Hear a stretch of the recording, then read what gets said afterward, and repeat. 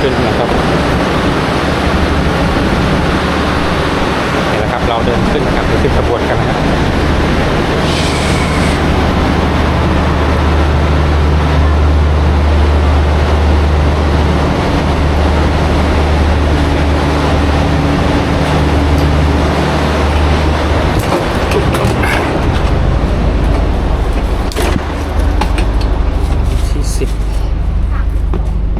ได้ที่นั่งแปด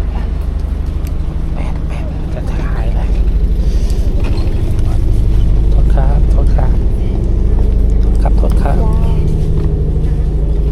โทษครับขอโทษครับโทษครับโทษครับโอ้ย80 52